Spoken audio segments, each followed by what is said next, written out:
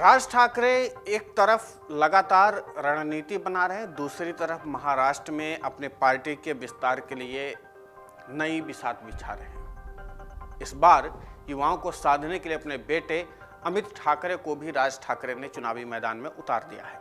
लेकिन सबसे ज्यादा फोकस राज ठाकरे का किसी एक महानगर पालिका पर अगर हो जाए तो चौंकने वाली बात है। और चौंकाने वाली बात इसलिए भी है क्योंकि इस बार पूरा ध्यान पिछले 1.5 से 2 साल में अगर आप देखें तो 10 से 12 बार राज ठाकरे नासिक का दौरा कर चुके हैं। और इसीलिए राज ठाकरे ने एक बार फिर से कहा, नासिक महानगर पालिका के लिए तैयारी करें।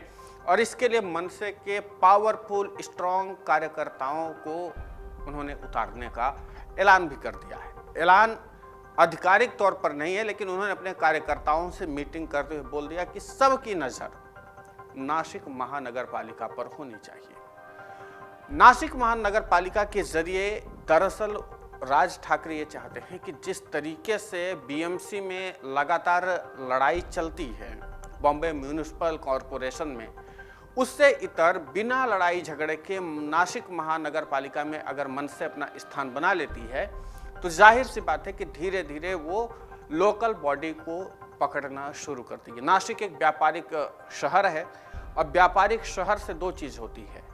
एक चीज तो ये होती है कि रेवेन्यू अच्छा कमाया जा सकता है, यानी पार्टी के विस्तार के लिए जो पैसे चाहिए वो मिल सकता है।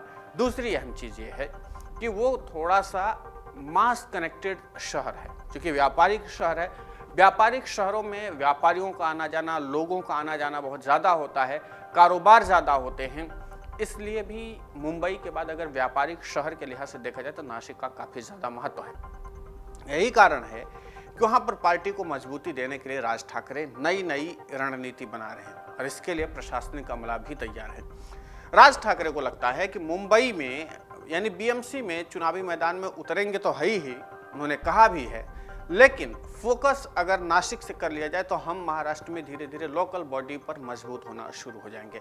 और मुंबई में अगर हम लड़ाई लड़ते हैं तो जाहिर सी बात है कि हमें 10-5 सीटें अगर मिल भी जाती हैं तो उसका कोई खास महत्व होने वाला नहीं।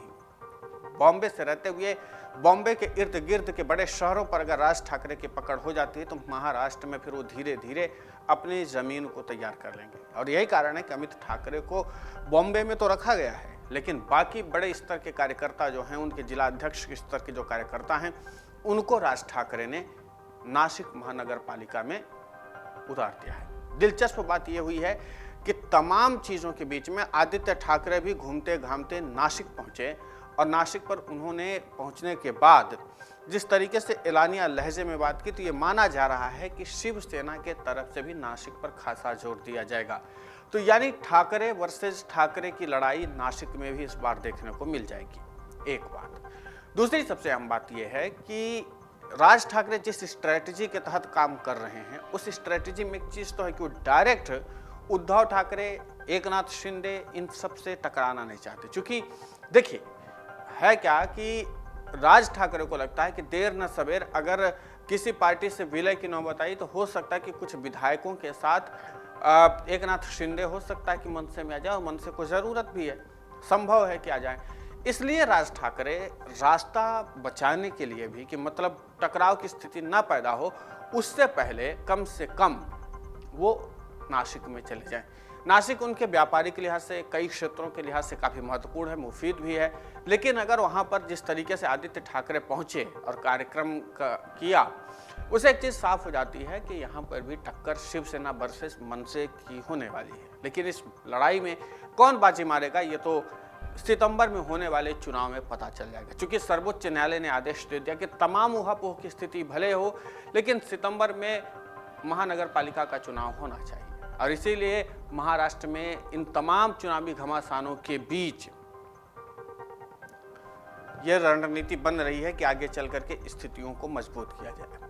और यही कारण है कि बीजेपी और एकनाथ शिंदे भी इन दिनों इसी बात को फोकस करके मंत्री पद दे रहे हैं कि जिन जिन इलाकों में हमें अपनी पैठ बनानी है, वहाँ से एक मंत्री जरूर पैदा कर दिया जाए। मंत्री पैदा करने का मतलब ये होता है कि वहाँ पर पावर अपने स्थापित करे जाए। अगर उस क्षेत्र से मंत्री एक आता है तो वहाँ के लोकल बॉडी को कैप्चर करना बहुत आसान हो जाता है। वहाँ पे तमाम तरह की योजनाओं का ऐलान करके जनता को लुभाया जा सकता है, उनको अपने पक्ष में किया जा सकता है। इन तरह की रणनीति बनाई जा सकती है। इन तमाम घटनाक्रमों को देखिए अगर, तो एक चीज़ साफ हो जाती है कि जो रणनीति अभी राज ठाकरे ने बनाई है, या फिर जिस तरीके से उद्धव ठाकरे ने आदित्य ठाकरे को भेजा, कुछ दिन बाद खबर ये भी है कि अमित ठाकरे भी युवाओं को प्रभावित करने के लिए या युवाओं से जुड़ने के लिए नासिक का दौरा कर सकते हैं। राज ठाकरे पिछले अगर 1-1.5 साल की बात की जाए तो 10 से 12 बार उन्होंने नासिक का दौरा किया है, बाकायदा ज़मीनी स्तर पर बातचीत की है, कार्यकर्ताओं से मुलाकात की है। और अगर मनसे के कुछ वरिष्ठ नेताओं की माने तो राज ठाकरे ने अपने बूथ स्तर तक के कार्यकर्ताओं से मुलाकात करके उनसे बातचीत की है। तो आप इस बात से अंदाजा लगा सकते हैं कि राज ठाकरे नासिक महानगर पालिका चुनाव को लेकर के कितने ज़्यादा गंभीर हैं। ये रणनीति है राज ठाकरे के फिलहाल चुनाव को लेकर के। अब चुनाव के बाद से रणनीति ये कितना अमल में आएगी, कितना काम कर पाएंगे, अमित ठाकरे कितना जाकर के अच्छा काम कर पाएंगे। आदित्य ठाकरे गए थे, जनाधार उन्होंने भी अपना मजबूत करने की कोशिश की है।